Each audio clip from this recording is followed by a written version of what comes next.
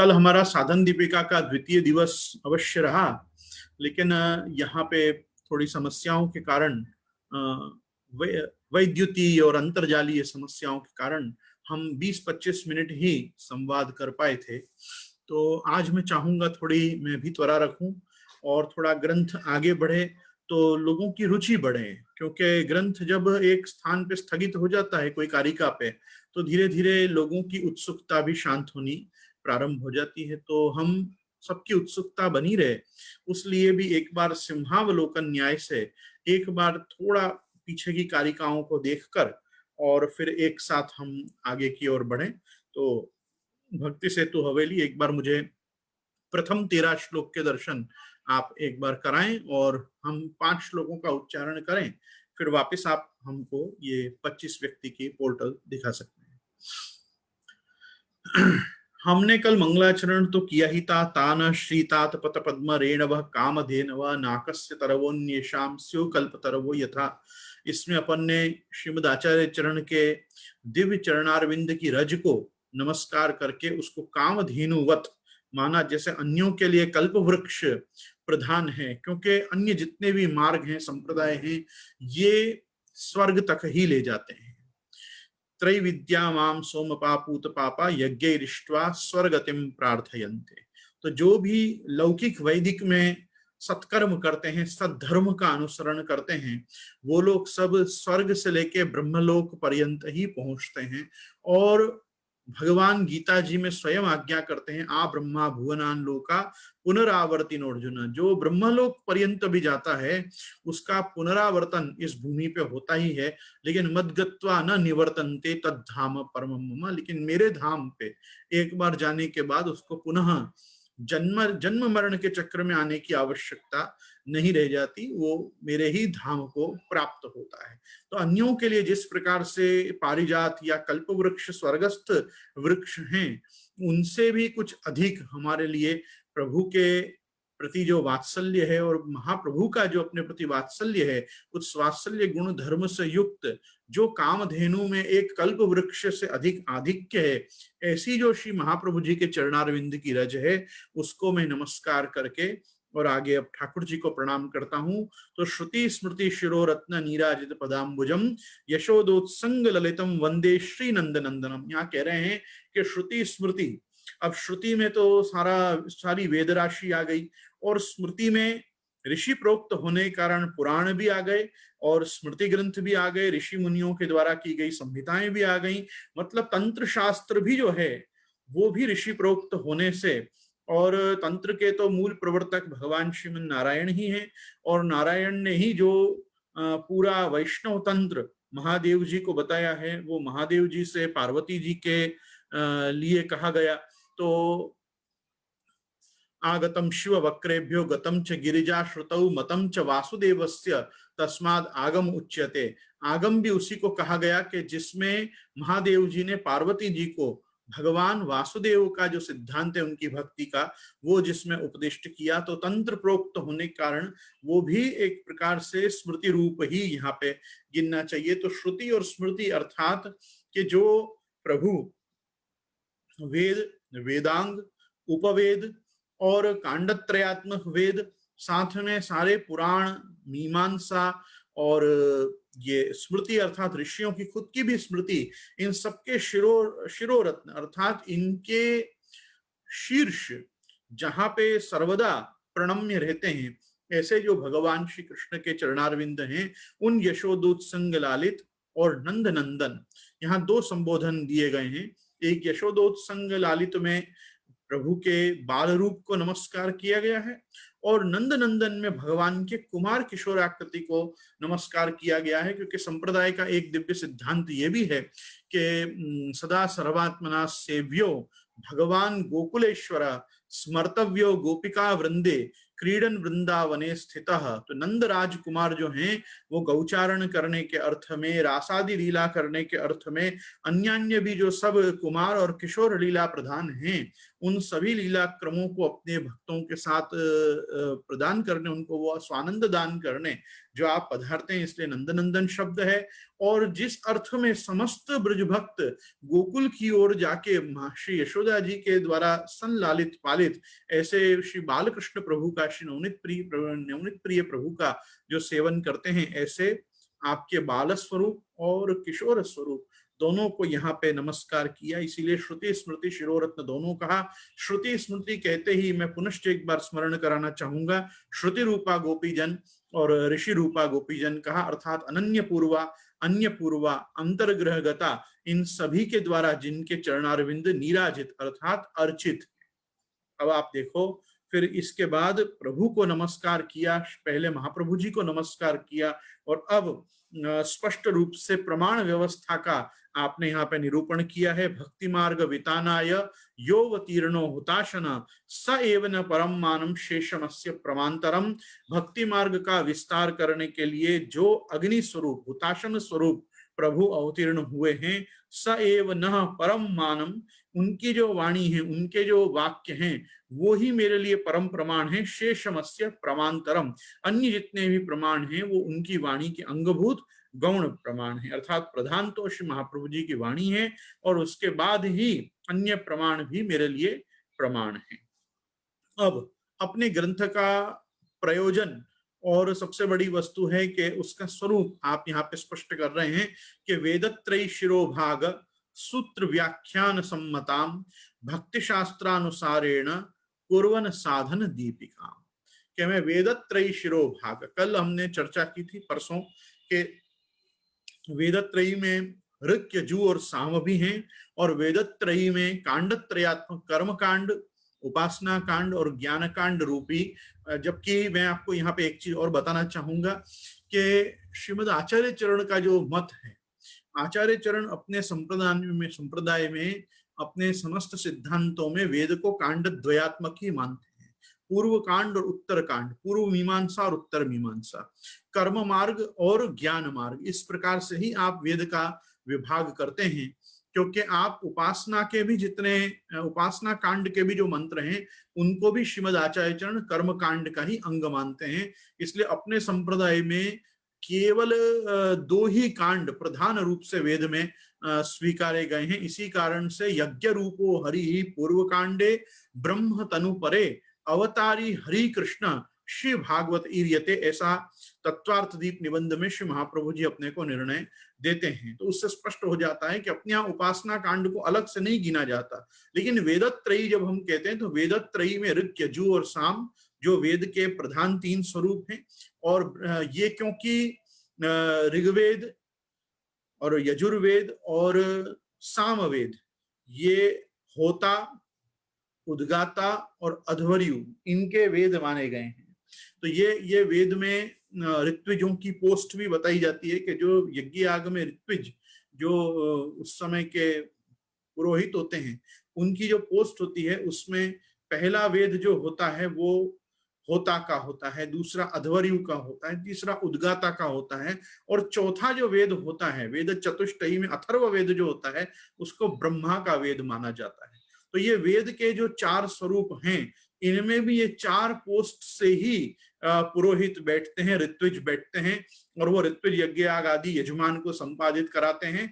तो वो भी होता, उद्गाता, होता, अध्वर्यु, उद्गाता और ब्रह्मा, इस क्रम से ही आते हैं। तो उनमें भी प्रधानतया तो ये होता, अध्वर्यु और उद्गाता के ही वेदों को प्रधान रूप से ग्रहण किया जाता है, क्योंकि अथर्ववेद का तो सीधा उपवेद आयुर्वेद है, जहां तक मेरा स्मरण कह रहा है। लेकिन अन्य भी जो उपवेद हैं, जैसे गांधर्व वेद है वो सामवेद में से प्रकट हुआ है, उसी प्रकार से स्थापत्य वेद है, उसी प्रकार से धनुर्वेद है, तो धनुर्वेद, स्थापत्य वेद, गांधर्व वेद और आयुर्वेद, ये चारों उपवेद हैं। तो वेद, वेदांग और उपांग मतलब उपवेद। तो वेदांग क्या है? शिक्षा, कल्प, छंद, निरुक्त, व्याकरण और ज्योतिष, इन सभी के शिरोभाग, शिरोभाग अर्थात जो इनका उत्तर कांड है, उसके द्वारा जो उसको समझाने के लिए व्यास जी ने जो सूत्र लिखे हैं, तो वेदत्रयी शिरोभाग, वेदत्रयी में ये संपूर्ण वेद राशि, शिरोभाग में वेदांत पक्ष, महर्षि बादरायण के द्वारा लिखे हुए जो ब्रह्म सूत्र हैं वो यहाँ पे सूत्र में, व्याख्यान में श्रीमद आचार्य चरण के द्वारा कृत तत्व सूत्र भाष्य अर्थात अणुभाष्य। तो वेदत्रयी शिरोभाग सूत्र व्याख्यान सम्मताम, और इनसे स्पष्ट हो गया कि वेद राशि भगवान इसके कर्ता हैं, भगवान स्वयं वेद के कर्ता हैं।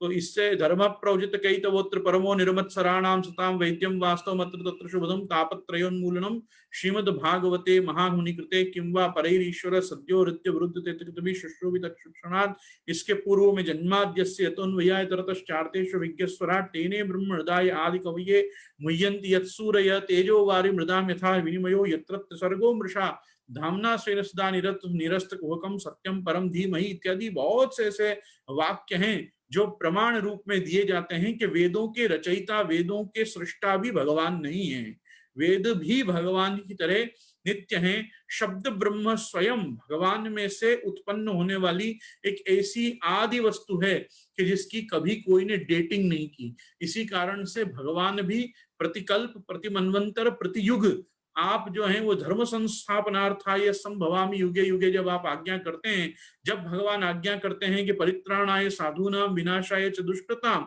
धर्म संस्थापनार्थाय संभवामि, तो ऐसे समय में भगवान प्रतिकल्प, प्रतिमन्वंतर, प्रतियुग, प्रतिपरिवत्सर, संवत्सर, इड़ावत्सर आदि जब भी भगवान का अवतार होता है तो वेदों के भगवान उपदेष्टा होते हैं, भगवान वेदों का उपदेश करते हैं। वो कभी चतुसूत्री चतुश्लोकी भागवत के रूप में ब्रह्मा को भी करते हैं। ऐसे अलग अलग रूप में वेद राशि को भगवान प्रकट करते हैं। कभी मत्स्य रूप में भगवान वेदों की रक्षा करते हैं। तो वेद क्योंकि नित्य हैं इसलिए उनकी रक्षा करना जरूरी है, और वेद रक्षा ही वास्तव में सनातन धर्म की रक्षा है।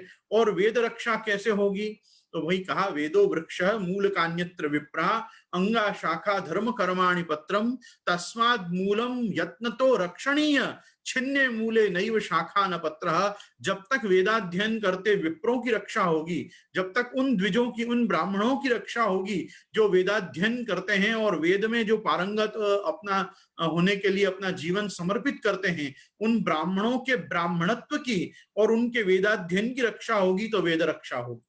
तो वो वेद रक्षा करने के लिए जो भगवान प्रति युग आप पधारते हैं। तो मैंने पूर्व के भी मेरे व्याख्यानों में इस बात को सुस्पष्ट किया है कि अपन इसको, इन कालखंडों को, इन कालखंड को अपन इस प्रकार भी विभज्य कर सकते हैं कि एक है आदिकाल, दूसरा है आगम काल, तीसरा है आचार्य काल और चौथा है अभी आधुनिक काल। तो आधुनिक काल में हम इन तीनों वस्तुओं का लाभ ले सकते हैं कि जो आदिकाल था उस समय भगवान स्वयं अवतार लेते, आगम काल आया उस समय ऋषि मुनियों के द्वारा भगवान ने धर्म स्थापन करवाया, जब आचार्य काल आया तो जगत गुरु श्री विष्णु स्वामी जी और आदि शंकराचार्य से लेकर जगत गुरु श्रीमद वल्लभाचार्य तक, चैतन्य महाप्रभु, स्वामी नारायण आदि सभी आचार्यों के द्वारा, संतों के द्वारा और आपने सज्जन पुरुषों के द्वारा धर्म का संस्थापन बारंबार किया। वारकरी संप्रदाय में भी जैसे ज्ञानेश्वर जी, तुकाराम जी आदि सब पधारे, तो उन्होंने अपने अभंगों के माध्यम से दक्षिण में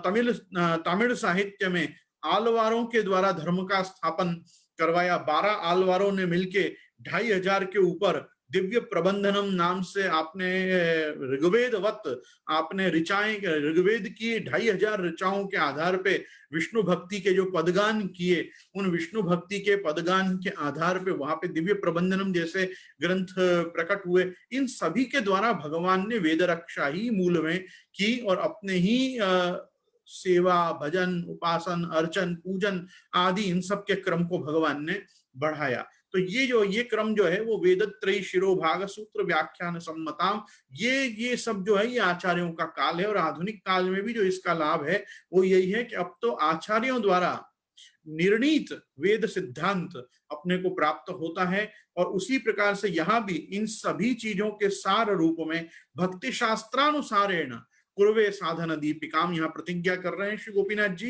प्रभुवर चरण के मैं भक्ति शास्त्रों के अनुसार ये वेद राशि, उपनिषद, ब्रह्म सूत्र, उनके भाष्य अन्य अन्य श्री महाप्रभु जी द्वारा सम्मत मत और ग्रंथ उनके हिसाब से तो करूंगा ही, लेकिन भक्ति शास्त्रानुसारेण, अब भक्ति शास्त्र जो है वो क्या है, भक्ति शास्त्र जैसे नारद जी के भक्ति सूत्र हैं, शांडिल्य के भक्ति सूत्र हैं, तो सूत्र प्रवर्तक आचार्यों के द्वारा रचित जो साहित्य भी है उन सबके आधार पे भी मैं कुर्वे साधन दीपिकाम, परंतु इसमें ध्यातव्य ज्ञातव्य और सबसे मुख्य वस्तु यही है कि इसमें हर वाक्य जो कहा जाएगा उसका मूलभूत प्रमाण तो श्रीमद आचार्य चरण की वाणी है, चाहे वो साधन प्रकरण में प्राप्त होती हो, षोडश ग्रंथ में प्राप्त होती हो, भाष्य में प्राप्त होती हो, तो श्री महाप्रभु जी के वाणी के आधार पे ही आप यहाँ पे कर रहे हैं। पांचवें में यहाँ पे पांचवा, छठवां और सातवें का भी 1.5 श्लोक, यहां तक आप आवश्यकता बता रहे हैं कि मनुष्य के जीवन में भगवत भजन की क्या आवश्यकता है, क्यों व्यक्ति भगवत भजन करे।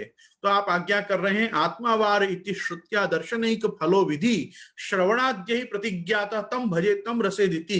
तो यहाँ 3 आपने श्रुति वाक्य अर्थात वेद वाक्य आपने उपनिषद के वाक्य कोट किए हैं, आत्मा रिवा द्रष्टव्य मंतव्य श्रोतव्य निधिध्यासितव्य, एक पहला ये, और उसके बाद श्रवणाद्य प्रतिज्ञाता तम भजे तम रसेदिति, और श्रवण की विशेषता, तो श्रवणादि प्रतिज्ञाता आपको नवधा भक्ति की सिद्धि के लिए तम भजे तम रसेदिति, जो उसका भजन करता है वही उसके रसानुभव को प्राप्त करता है। तो भगवद रसानुभव के लिए अपने को ये कार्य करना है, मतलब आत्मबोध से लेकर भगवत बोध पर्यंत की जो यात्रा है वो जीव को करनी है, इसलिए उसको हरि आराधन करना है, भगवान का भजन करना है। इसीलिए आप आज्ञा कर रहे हैं तस्मात् भारत सर्वात्मा भगवान हरिश्वर श्रोतव्य कीर्तितव्यश्च स्मर्तव्यश्च इच्छता भयम।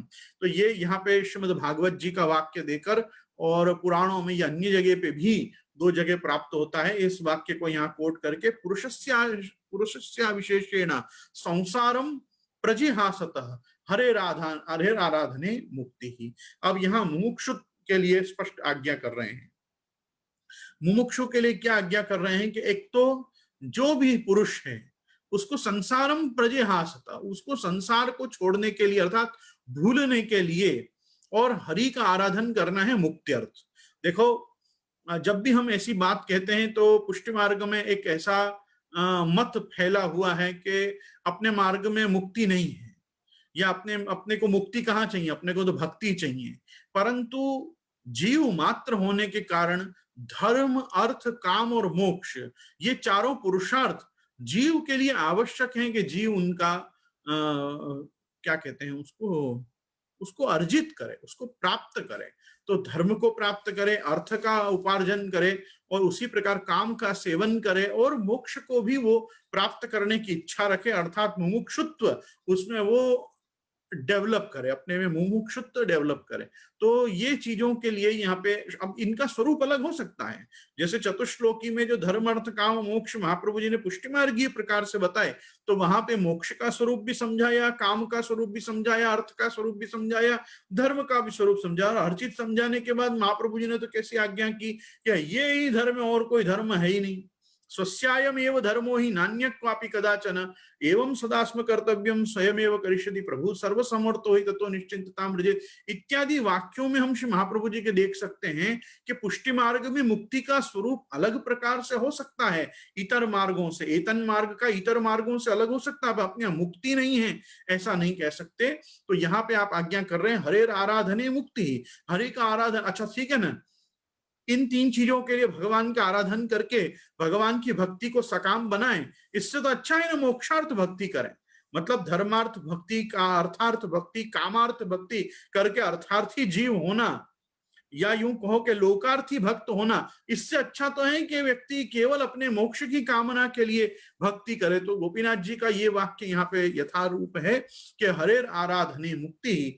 और अब बता रहे हैं तत्प्रकारो निरूप्यते, मैं इस ग्रंथ में अब वो प्रकार बताऊंगा कि किस प्रकार से हरि का आराधन मुक्त्यर्थ अर्थात मुमुक्षु होकर करना। अब देखो मुमुक्षु नहीं होगे, मुक्ति की इच्छा ही नहीं होगे, तो धर्म में प्रवृत्ति क्यों होगी, फिर पाप पुण्य का भय और आवश्यकता ही क्या लगेगी, फिर स्वर्ग नरक नहीं, पाप पुण्य नहीं, हानि लाभ नहीं, ये सब तो कुछ रह ही नहीं जाएगा जीवन में। इसलिए मुक्ति की इच्छा होना बहुत जरूरी है। क्यों? पुनरपि जननम पुनरपि मरणम पुनरपि जननी जठरे शयनम, इस चक्र में पढ़ने की भी क्या आवश्यकता। और सबसे बड़ी बात, सबसे बड़ी वस्तु तो ये है कि सात्विका भगवत भक्ता ये मुक्त्यावधिकारिण भवांत संभवा ये शाम तेषाम अर्थे निरूपित।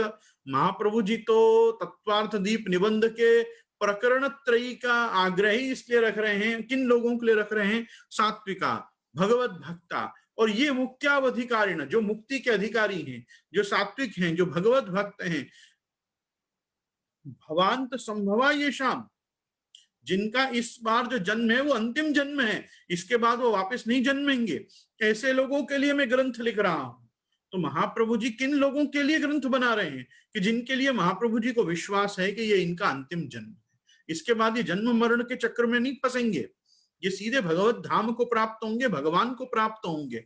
तो ऐसे लोग क्या मुमुक्षु नहीं है क्या? ऐसे लोगों को क्या मुक्ति नहीं मिलने वाली? मुक्ति तो मिलने ही वाली। इसी कारण से यहाँ कह रहे हैं कि तत्प्रकारो निरूप्यते, मैं उनके लिए अब वो प्रकार बता रहा हूं कि जिससे उनको मुक्ति प्राप्त हो। तो मुक्ति के लिए सबसे पहली आवश्यकता क्या है? तो आज देखो, आज अपना क्रम शुरू होता है यहाँ 8वें श्लोक से। तो भक्ति सेतु हवेली, आप मुझे अब सबको दिखा सकते हैं। बहुत बहुत धन्यवाद। अब यहाँ पे 8वें श्लोक से हम अपना क्रम प्रारंभ कर रहे हैं आज का। तो आप आज्ञा कर रहे हैं कि अब ये जो तुमको हरि का आराधन और मुक्ति, पुष्टि मार्गीय मोक्ष, ये जो आपको प्राप्त करना है। देखो, मैं इस वाक्य से बड़ा परिचित हूं कि सालोक्य सारूप्य, सालोक्य सामीप्य सारूप्य साष्ट्री एकत्वम अप्युत दीयमानम न गृह्णन्ति विना मत सेवनम जना। भगवान कपिल देव जी ने कापिलेयोपाख्यान में माता देवहूति को ये वाक्य कहा है, और वहां स्पष्ट कहा है कि मेरे जो भक्त हैं वो सालोक्य सामीप्य सारूप्य साष्ट्री और एकत्व अर्थात सायुज्य देने पर भी वो मुक्ति लेना नहीं चाहते, वो मेरी सेवा ही मांगते हैं। तो भगवद सेवा का जो एक व्यसन है भक्त को, वो इतना तीव्र होता है कि व्यक्ति उसके सामने मोक्ष अर्थात भगवान का सायुज्य भी तुच्छ मानता है और सेवा को मुख्य मानता है। आज के पुष्टि मार्गियों की बात मैं नहीं कर रहा हूं, मैं सिद्धांत बता रहा हूं। आज का व्यक्ति कोई सेवा नहीं मांगता, एक दूसरे को देता रहता है, तू करना तू करना। तो अभी की बात नहीं चल रही है, शास्त्र की बात चल रही है। तो यहाँ पे दीयमानम न गृह्णन्ति विना मत सेवनम जना, तो यहाँ पे जो सेवा है उसकी प्रधानता सर्वदा रही है। तो मुक्ति की अपने आप प्रधानता नहीं रही, लेकिन मुक्ति भी आवश्यक है।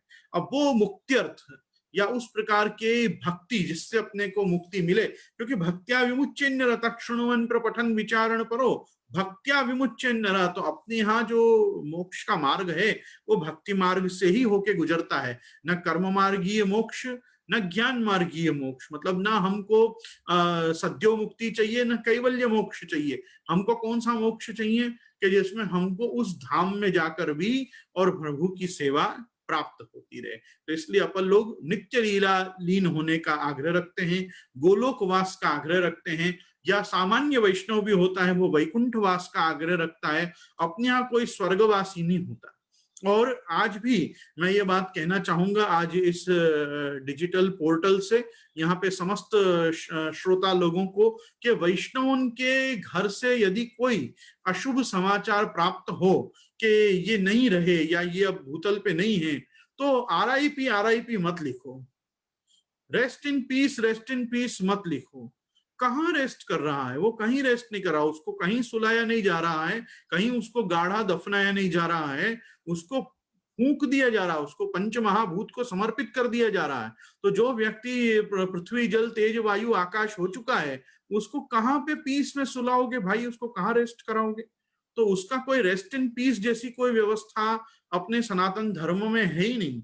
अपितु वो मर गया, अब तुम रेस्ट इन पीस, कम से कम जो जाना था वो गया है, अभी क्या करोगे उसके बारे में चिंतन करके? कहने का मेरा तात्पर्य है, ये आरआईपी लिखना बंद करो। या तो सिंपली एक वो रोने की स्माइली दे दिया करो, या हाथ जोड़ दिया करो कि वो प्रभु उनकी आत्मा को शांति दें। और ये आत्मा को शांति दें, ये सब भी कहाँ है? जहां पे अशांत उसकी आत्मा होने की संभावना हो। अरे कंठी वाला जीव, ब्रह्म संबंधी जीव, नाम निवेदित आत्मनिवेदित जीव, उसको निश्चित भगवत धाम प्राप्त हुआ है। वो कैसा भी रहा हो अपने जीवन में, उसको भगवत प्राप्ति हुई है, भगवत धाम प्राप्ति हुई है, तो उसका गोलोकवास हुआ है, या उसका वैकुंठवास भी कम से कम हुआ है, उसका स्वर्गवास तक नहीं हुआ, तो क्या बात का रेस्ट इन पीस, और काय बात की उसके लिए आत्मा को शांति। तो कहने का मेरा तात्पर्य, लोकाचार करने में भी सांप्रदायिक भावनाओं का ध्यान रखना चाहिए, सांप्रदायिक मान्यताओं का और विचारधाराओं का भी ध्यान रखना चाहिए। फटाक से बस किसी ने लिख दिया तो अपन ने भी RIP लिख दिया, ऐसा नहीं होना चाहिए। अपने यहाँ किसी के लिए भी रेस्ट इन पीस नहीं है। ये सब जो है एब्राहमिक रिलीजन्स में ये है कि भाई उनकी आत्मा को शांति मिले। और आत्मा को शांति क्यों मिलनी है, एक वस्तु ये भी समझो, अपनी आत्मा तो लोकांतरण कर जाती है, अपनी आत्मा तो वो प्रेत से पितृरूप हो जाती है बाद में, और पितृरूपी भी जनार्दन में ही वो अंततोगत्वा जाती है। तो कोई भी व्यक्ति, अभी श्राद्ध पक्ष चल रहा है इसलिए प्रासंगिक है, मैं बता रहा हूं, किसी भी व्यक्ति को पूछना जब वो श्राद्ध करता है तो वो श्राद्ध में क्या बोलता है, वो छल्ले यही बोलता है कि पितृरूपी जनार्दन प्रियताम न मम, मैं ये जो भी मैंने कर्म किया है ये अंततोगत्वा मेरे पितृरूपी जनार्दन भगवान विष्णु को ये प्राप्त हो। आज गया जी जाके भी जो लोग श्राद्ध आदि करते हैं वो क्यों करते हैं, विष्णु पाद पे जाके तर्पण आदि करते हैं, विष्णु पाद पे जाके पिंड दान करते हैं, कि भाई जो विष्णु के चरण को प्राप्त हो गया उसका पुनरावर्तन इस लोक में नहीं होगा। तो हमको ये वस्तु को समझना चाहिए कि पितृरूपी अपने यहाँ जनार्दन है, अपने यहाँ वो अंततोगत्वा प्रभु में ही लीन होता है कर्म मार्गी दृष्टि से भी। तो ऐसी स्थिति में जो हमारे वसु रुद्र आदित्यादि हैं वो या तो वसुओं के साथ होंगे या रुद्रलोक में होंगे या आदित्य रूप हो चुके होंगे, उसके ऊपर वो अर्यमा के लोक में होंगे, अर्यमा के लोक से पर्यंत अपने कर्म के फल से वो ब्रह्मलोक होंगे, अर्चिरादि मार्ग से वो श्वेतद्वीप होते हुए भगवान नारायण के वैकुंठ धाम में होंगे, और अपने यहाँ ब्रह्म संबंध के लीला संबंध और श्री यमुना जी गिरिराज जी के संबंध से वो गोलोक में होंगे। तो फिर उनकी आत्मा भटक रही है या तड़प रही है या पीड़ित है, ये भी हम नहीं कह सकते जिससे हम ये प्रार्थना करें कि इनकी आत्मा को शांति दी जाए। शांति का प्रश्न वहां उठता है कि जहां जिसका कयामत तक निर्णय नहीं हो रहा है कि भाई इसका क्या होगा, इसकी सदगति होगी कि इसकी दुर्गति होगी, इसको जहन्नुम दिया जाएगा कि इसको जन्नत दी जाएगी, ये जहां पे निर्णय नहीं हो रहा है उस आत्मा के साथ, वहां कोई कहे कि भाई इसकी आत्मा को शांति मिले तो समझ में भी नहीं आता। हमारे यहाँ तो कोई आत्मा की शांति का प्रश्न ही नहीं उठता है। हमारे यहाँ आत्मा शांत ही तो है, जब अशांत थी तब तक देह में थी, अब शांत है इसलिए अपने जो भी कर्मानुसारी लोक में प्राप्त हुई है इसलिए प्राप्त हो चुकी है, वो जहां पे भी देह में तो नहीं है ना। तो कहने का मेरा तात्पर्य तो प्रासंगिक आया इसलिए मैं कह रहा हूं कि हमको ये बात समझनी चाहिए कि हमारे यहाँ मोक्ष, हमारे यहाँ स्वर्गवास ये सब भी नहीं है। हमारे यहाँ स्वर्गवास नहीं है, हमारे यहाँ वैकुंठवास या सीधे गोलोकवास है। पुष्टि मार्गेतर वैष्णव है तो उसका वैकुंठवास है, पुष्टि मार्गीय वैष्णव है तो उसका गोलोकवास है। तो नित्य लीला में जो प्राप्त हुआ है उसका अपने यहाँ तो शोक भी नहीं होता, इसीलिए अपने यहाँ माला पैरामणि रूपी अपन उसका उत्सव करते हैं। उत्सव क्या चीज का करते हैं कि उसको भगवत धाम प्राप्त हुआ है, उसको श्री यमुना जी श्री गिरिराज जी की कृपा से श्रीनाथ जी के दिव्य चरण और उनका लीला परिकर प्राप्त हुआ है, इसलिए अपन लोग बधाई गान करके और श्री यमुना जी के पद करके, यमुनाष्टक करके, यमुना जल चरणामृत भगवत प्रसाद कंठी और भगवन नाम ये सबको देकर और भगवत प्रसादी लिवाकर अपन उसका उत्सव मनाते हैं कि एक जीव जिस जगह का था उस स्थान को वो प्राप्त हुआ। इसका उत्सव अपने यहाँ माला पैरामणि के रूप में किया जाता है। माला पैरामणि से उसको मोक्ष नहीं मिलता, उसको मोक्ष मिला है इसलिए माला पैरामणि हो रही है। उसको कोई माला पैरामणि करने से गोलोक प्राप्त होता है ऐसा नहीं है, गोलोक प्राप्त हुआ है इसलिए हम उसकी खुशी में माला पैरामणि कर रहे हैं और इस बहाने घर में से शोक को निवृत्त कर रहे हैं। इसी कारण से जब तक पूरे लौकिक वैदिक और लोकाचार के क्रम पूरे नहीं हो जाते, बरसी इत्यादि सब नहीं हो जाती, तब तक अपने यहाँ माला पैरामणि भी नहीं होती है। माला पैरामणि भी कब होती है, जब व्यक्ति का एक बार लौकिक वैदिक सब पूरा हो चुका हो। तो ये सब वस्तुओं को पुष्टि मार्ग में ध्यान रखना चाहिए, उसके बाद ही पुष्टि मार्ग का आदर भाव आपके हृदय में सहज स्फुट होगा। इसलिए श्री यहाँ पे प्रभु और चरण अपने को ये बात समझा रहे हैं कि अब देखो उस प्रकार से मुक्ति के लिए और उस प्रकार से हरि के आराधन के लिए जो भक्ति अपेक्षित है उसके दो चरण हैं, उस भक्ति के दो चरण। पहला, महात्म ज्ञान पूर्वो ही सुदृढ़ सर्वतोधिक, 8वां श्लोक देखें, महात्म ज्ञान पूर्वो ही सुदृढ़ सर्वतोधिक स्नेहो भक्ति रीति प्रोक्ता तया मुक्तिर न चान्यता। न च अन्यथा मुक्ति ही। सबसे पहली वस्तु समझो, इसके बिना मुक्ति नहीं है। किसके बिना मुक्ति नहीं है? तो कहा कि जब तक महात्म ज्ञान पूर्वक सुदृढ़ और सर्वतोधिक स्नेह भक्ति का रूप नहीं ले लेता, तो स्नेहो भक्ति इति प्रोक्तः। देखो समझो वस्तु को, महात्म ज्ञान पूर्वक जो भक्ति हो रही है वो मर्यादा भक्ति भी हो सकती है। क्योंकि महात्म कहाँ है? भगवान का महात्म्य तो वेदादि शास्त्रों में है। तो शास्त्र से जन्य जो भक्ति प्राप्त हुई है वो मर्यादिक भक्ति है, या जिसको वैधि ही भक्ति कहते हैं, कि जो विधि विधान को जानने से व्यक्ति में आती है। अपने को क्या लगता है पुष्टि मार्गेतर लोग भक्ति मार्ग में नहीं है? नहीं, महाप्रभु जी ने भक्ति मार्ग को पुष्टि मार्ग संबोधन किया, ये एक अलग बात, अन्य देता। लेकिन अन्य भी संप्रदायों में भक्ति मार्ग तो है ही। मध्वों का भक्ति मार्ग है, रामानुजों का भक्ति मार्ग है, निम्बार्कियों का भक्ति मार्ग है, गौड़ियाओं का, चैतन्यों का भक्ति मार्ग है, स्वामीनारायण का भक्ति मार्ग है, वारकरी लोगों का भक्ति मार्ग है, रामानंदाचार्य जी का उत्तर भारत में रामावत संप्रदाय है, वो भक्ति मार्ग है।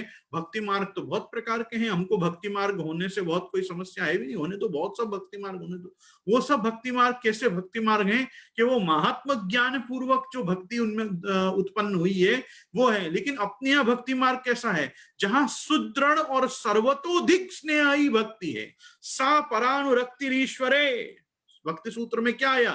परानुरक्ति ईश्वरे। जहां सामान्य अनुराग नहीं, परा, जहां जो जो अनुराग, जो प्रेम इस लोक में देखने को न मिले, ऐसा प्रेम जब प्रभु के प्रति व्यक्ति का नर्चर हो, कल्टीवेट हो, डेवलप हो, तब जो भक्ति बनेगी ना, वो वास्तव में भक्ति है। तो जैसे भक्ति सूत्राचार्य ने सा परानुरक्ति ईश्वरे कहा, वैसा यहाँ कह रहे हैं सुदृढ़ सर्वतोधिको स्नेहो भक्ति, कि जो सुदृढ़ है वो स्नेह किसी और के लिए नहीं होगा, और सर्वतोधिक है, उसके में जितना आधिक्य उतना संसार के किसी भी संबंध से, जगत के जागतिक किसी भी पदार्थ से इतना मोह व्यक्ति को नहीं है। ऐसा मोह यदि प्रभु में है तो वो सुदृढ़ सर्वतोधिक स्नेह भक्ति जो है वो पुष्टि भक्ति है। और महात्मा ज्ञान पूर्वक जो भक्ति है वो कैसी भक्ति है? वो मर्यादिक भक्ति है। तो जहां मर्यादिक भक्ति से भी एक उत्तर यूं क्रम, या यूं कहो कि उससे चढ़ियाता क्रम जहां पे दिया हुआ है, वो वास्तव में भक्ति है, और उससे ही मुक्ति है। यूं कह रहे हैं तया मुक्तिर न चान्यथा। और वो महात्म ज्ञान कराने के लिए तुमको कौन चाहिए? तो वो अब देखो बता रहे हैं 9वें श्लोक में, महात्म ज्ञापना यैव श्रवणम गुण कर्मणाम। दो चीजों का श्रवण करना है, एक भगवान के गुणों का और एक भगवान के कर्मों का। भगवान में कैसे गुण हैं वो गुरु बताएगा। भगवान के कर्म कितने अद्भुत हैं। नमो भगवते तस्मै कृष्णा याद्भुत कर्मणे रूप नाम विभेदेन जगत क्रीडति योयत। वो प्रभु का स्वरूप क्या है?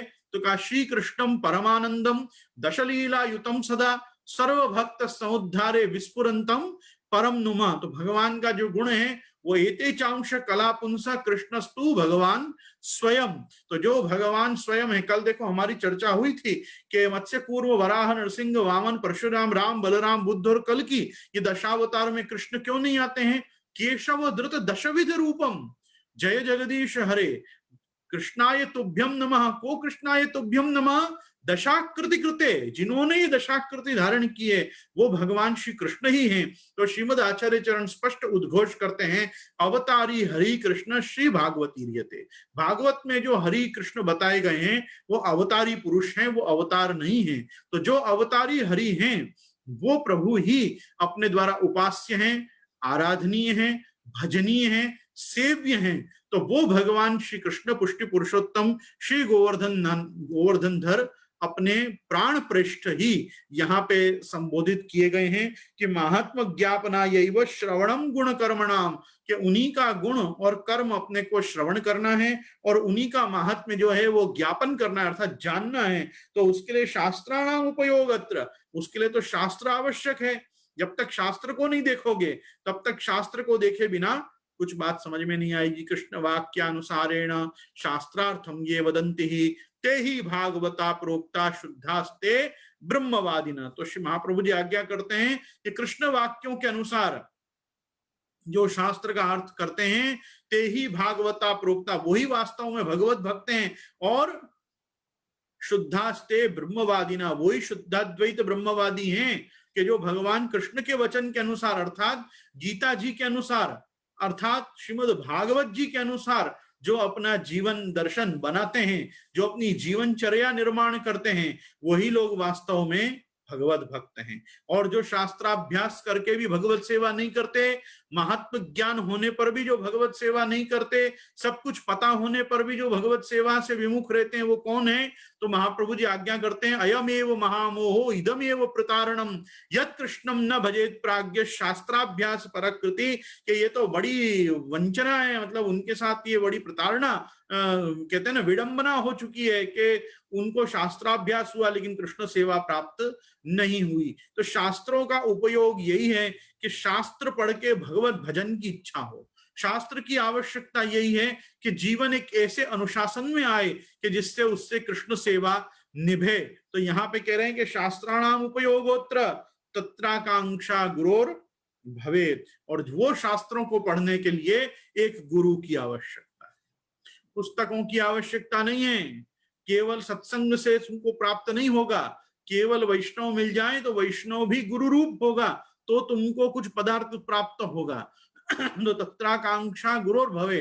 अब गुरु की आवश्यकता जो है, तो गुरु के लक्षण क्या हो, गुरु कैसा हो, किसको गुरु बनाया जाए, तो यहाँ पे सुस्पष्टतया 10वें श्लोक में आज्ञा कर रहे हैं कि कृष्ण सेवा परम वीक्ष्य दंभादिरहितम नरम श्री भागवत तत्वज्ञम भजे जिज्ञासुरादरात। तो ये जो वाक्य है, ये श्रीमद आचार्य चरण का वाक्य है। ये आचार्य चरण ने तत्वार्थ दीप निबंध सर्व निर्णय निबंध के उप प्रकरण साधन प्रकरण में ये आपने आज्ञा की है। और कृष्ण सेवा परम वीक्ष्य, अपनी आंखों से देखो कि तुम्हारे गुरु कृष्ण सेवा परायण है कि नहीं। तो कृष्ण सेवा परम वीक्ष्य और दंभादि रहितम नरम, वो नर कैसा हो, उसमें दंभ, दंभ अर्थात पाखंड ना हो। पाखंडी व्यक्ति को महाप्रभु जी सबसे ज्यादा हेट करते, जो प्रिटेंड करता है, जो है नहीं है, वो जो बताता है, उससे श्री महाप्रभु जी को सबसे ज्यादा नफरत है। इसलिए आदि पद में काम क्रोध लोभ मोह मद मात्सर्य आदि सब डाल दिया, लेकिन सबसे पहले क्या कहा, दंभ। जो है वो रहे, वो गुरु बनने योग्य है। और मैं तो कहता हूं कि वैष्णव शास्त्रों में एक जगह वाक्य मैंने बड़ा सुंदर पढ़ा, वो जगह पे तो इतना कठिन यो गुरु का स्वरूप बता दिया है कि वाचो वेगम, वाचो वेगम मनसः क्रोध वेगम जिह्वा वेगम उदरोपस्थ वेगम एतान वेगान यो विषहेत धीरा तस्यामपि माम पृथ्वीम सशिष्यात्। वाचो वेगम, वाणी के वेग को जो रोक सकता हूं। मनसः क्रोध वेगम, जो मन को कहीं भी जाने से रोक सकता हो। क्रोध के आवेश के ऊपर जिसका कंट्रोल हो, जो उसको रोक सकता हो। तो वाचो वेगम मनसः क्रोध वेगम जिह्वा वेगम, जिह्वा वेगम मतलब खाने की इच्छा जिसको पूरे दिन न होती रहे, कुछ ना कुछ लोलुप कहते हैं ना, रस लोलुप जिसकी जिह्वा न हो। और उदरोपस्थ वेगम मतलब पूरे दिन वो उदर और उपस्थ की चिंता न करता हो। तो वाचो वेगम मनसः क्रोध वेगम जिह्वा वेगम उदरोपस्थ वेगम एतान वेगान यो विषहेत धीरः। कोई ऐसा धीर पुरुष जो इतने प्रकार के ये जो लौकिक और सांसारिक और जागतिक आवेश उसमें आ रहे हैं, उसको जो रोक सकता हो, उसी को पृथ्वी पर शिष्य करने का अधिकार है, अर्थात गुरु बनने का अधिकार है। नहीं तो उसको गुरु नहीं बनना चाहिए। महाप्रभु जी भी यही आज्ञा कर रहे हैं कि दंभादि रहितम नरम, आदि पद में सब आ गया। कामी नहीं होना चाहिए, क्रोधी नहीं होना चाहिए, मोह नहीं होना चाहिए, मद नहीं होना चाहिए, मात्सर्य नहीं होना चाहिए, ये सब उसमें नहीं होना चाहिए। सबसे पहले क्या नहीं होना चाहिए, पाखंडी गुरु नहीं होना चाहिए। तो दंभादि रहितम नरम, और सबसे बड़ी वस्तु क्या है, श्री भागवत तत्वज्ञ। देखो भागवत तत्वज्ञता बड़ी जरूरी है। भागवत तत्वज्ञता क्यों जरूरी है, भगवान ने तो खुद कहा है, मनुष्याणाम सहस्त्रेषु कश्चिद् यतति सिद्धये यततामपि सिद्धानाम कश्चिन् माम वेति तत्वतः। बहुत कम लोग हैं अर्जुन जो मुझे तत्वतः जान पाते हैं। हजारों लोगों में से कोई एक सिद्ध हो पाता है, और हजारों सिद्धों में से कोई एक ऐसा होता है कि जो मुझे तत्वतः जान पाता है। ततामपि सिद्धानाम कश्चिन् माम वेति तत्वतः। तो भगवान को तत्वतः जानना वो कैसे संभव है, जब वो श्रीमद् भागवत जी का दर्शन करेगा। और भागवत जी के दर्शन से जब उसको ये निश्चय होगा कि परब्रह्म तो कृष्णो ही, जो श्री महाप्रभु जी ने आज्ञा की है कि परम ब्रह्म तो कृष्णो ही सच्चिदानंदकम बृहद द्विरूपम तद्य सर्वम स्याद एकम तस्माद् विलक्षणम। जब इसका बोध उसको श्रीमद् भागवत जी के दर्शन से होगा, जब भागवत जी का दर्शन करके उसको ब्रज भक्तों की भक्ति का अनुभव होगा, अन्य अन्य प्रभु के जो भगवत भक्त हैं, जितने भी अन्य भी अपने यहाँ गिनाए जाते हैं, अश्वत्थामा अश्वत्थामानि बलिर्विभीषणो भीष्मो प्रह्लादो नारदो ध्रुवा षडे ते वैष्णवास्तेषां स्मरणं पापनाशनं प्रह्लाद नारद पराशर पुंडरीक व्यासांबरीश शुक शौनक भीष्म दाल्भ्यान रुक्म्यांगदार्जुन विभीषण वशिष्ठ आदि पुण्यानिमान परम भागवतान स्मरामि।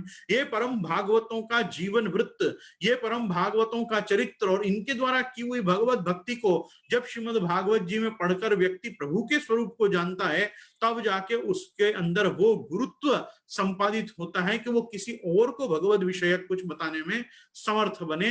तो हरिर ही साध्यते भक्त्या प्रमाणम तत्र गोपी कहा, जहां गोपीजनों का प्रमाण स्पष्ट है कि किस प्रकार से प्रभु को साधना, ऐसा जो श्रीमद् भागवत शास्त्र है उसकी तत्वज्ञता जिसमें हो, ऐसे को तुम गुरु करो। तो गुरु के तीन प्रधान लक्षण यहाँ श्रीमद् आचार्य चरण ने स्वयं, और आचार्य चरण के उसी वाक्य को प्रभु और चरण ने, यहाँ पे ज्येष्ठ प्रभु चरण ने स्पष्ट किया कि कृष्ण सेवा परता उसके जीवन में हो।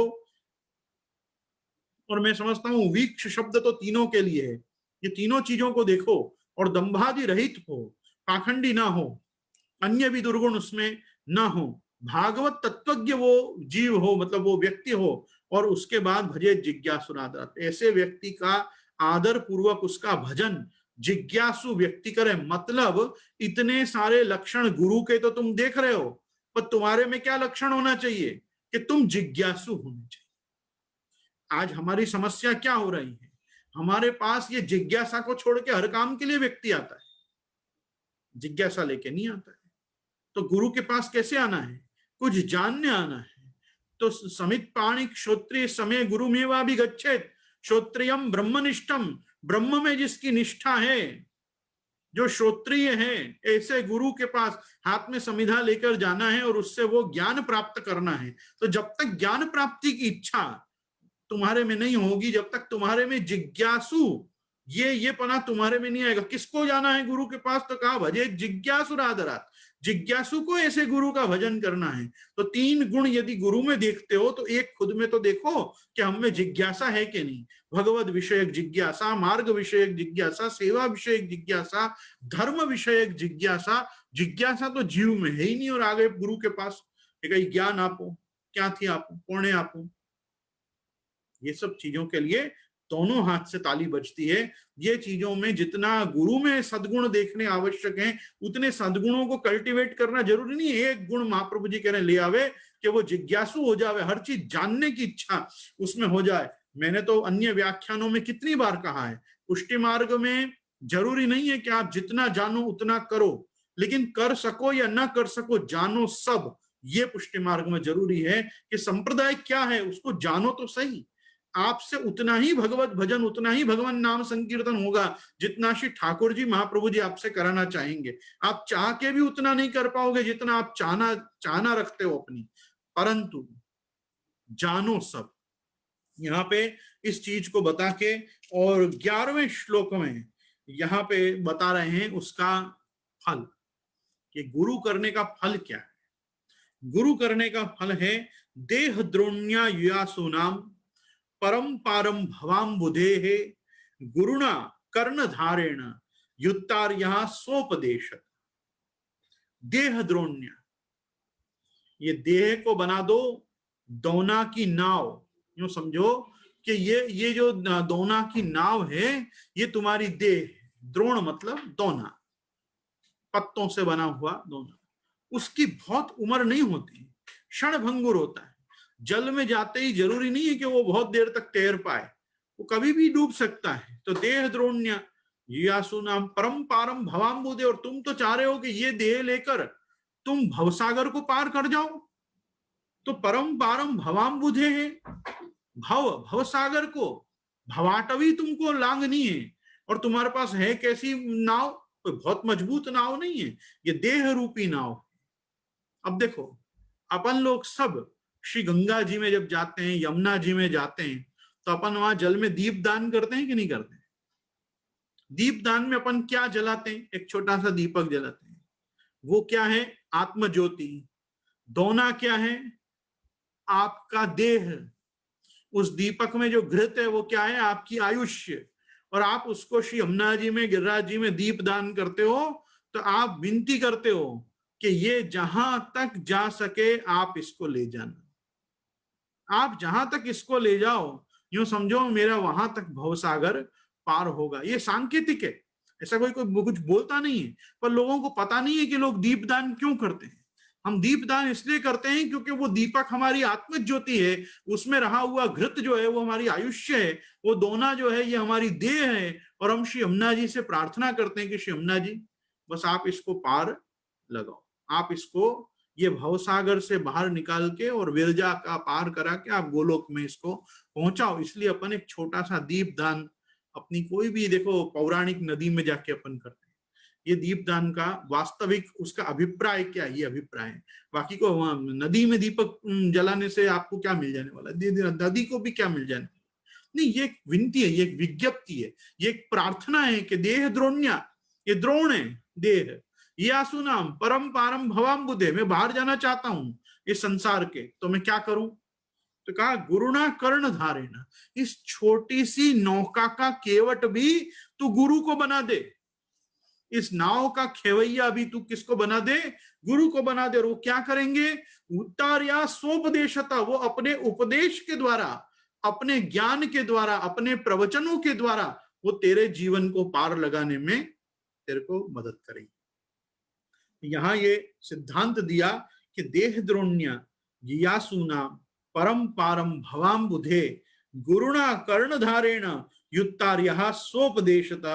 अब इसके साथ एक श्रुति और एक यहाँ पे स्मृति, अर्थात गीता जी का वचन और एक वेद का वाक्य, उपनिषद का वाक्य, यहाँ दो वस्तु और प्रभु जी चरण यहाँ कोट कर रहे हैं और आप आज्ञा कर रहे हैं। यो ब्रह्मांडम विदधाति पूर्वम यो वै वेदांश्च प्रहिणोति तस्मै तम हदेवमात्म बुद्धि प्रकाशम मुमुक्षुर्वै शरणमहं प्रपद्ये सर्वधर्मान् परित्यज्य मामेकं शरणं व्रज इति श्रुत्या तथा स्मृत्या प्रपत्यादेशमादितः। यहाँ आज्ञा कर रहे हैं, देखो प्रपत्ति भगवत शरणागति का आदेश, ये तुमको वेदों में भी मिलेगा और तुमको भगवत वाणी में भी मिलेगा कि तुम प्रपन्न हो जाओ, तुम शरणागत हो जाओ, तुम आत्मनिवेदित जीव हो जाओ। तो ये सर्वधर्मान परित्यज्य माम एकम शरणम व्रज, शरणम व्रज, मेरी ओर चलना शुरू कर दे, मेरी शरण में आना शुरू कर दे, व्रज चल। और धर्मान परित्यज्य अर्थात इन सब धर्मों में से जो तुमको, मतलब धर्मनिष्ठा यत्र नैव पुष्टि मार्गस्य कथ्यते, अर्थात जहां तुम्हारी निष्ठा केवल धर्मी में हो जाए, माम एकम शरणम, तो जहां एकमात्र शरण कृष्णमेव गतिर्मम तुम्हारा सिद्ध हो, इस प्रकार से धर्म त्याग की आज्ञा की गई है।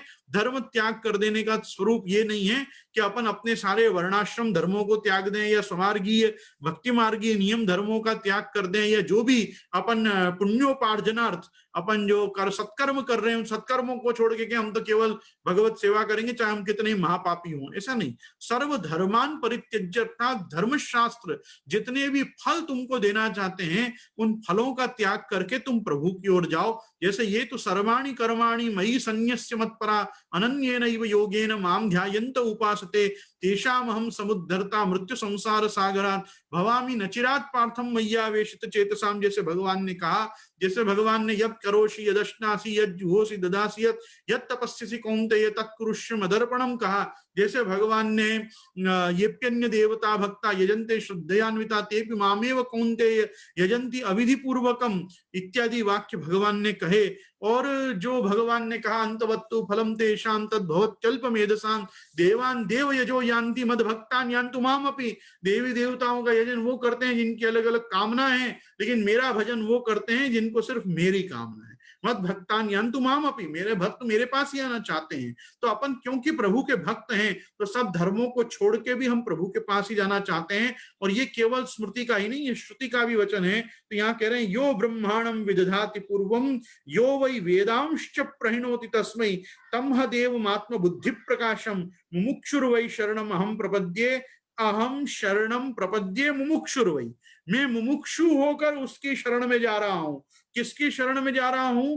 कि जो भगवान मेरी आत्मा बुद्धि का प्रकाश कर रहा है, जो अंतर्यामी रूप से मुझ जीवात्मा के साथ मेरे देह में रह रहा है, जिसने ब्रह्मांडम विदधाति पूर्वम यो वेदांश प्रणोति तस्मै, जिसने इन वेदों का प्रणयन करके, इन वेदों का प्रवर्तन करके, इन वेदों का प्रणेता होकर ब्रह्मा को सारे वेद दिए, जो हिरण्यगर्भम समवर्तताग्रे भूतस्य जातम पतिरेक आसीत हुआ, उस भगवान की शरण में मैं जाता हूं। किस प्रकार से जाता हूं? क्योंकि वही मेरी आत्मा की बुद्धि का प्रकाश कर रहे हैं। मतलब यस्मिन विभाति अनुभाति सर्वम यस्मिन इदम सर्वम इदम विभाति, जिनके प्रकाश से ये पूरा जगत प्रकाशित हो रहा है और उन्हीं के प्रकाश से मैं भी, मेरे आत्मा का प्रकाश हो रहा है। तो मैं मुमुक्षु होकर उस परमात्मा की शरण में जाना चाहता हूं जिसने वेदों को प्रकट करके और ब्रह्मा को दिया।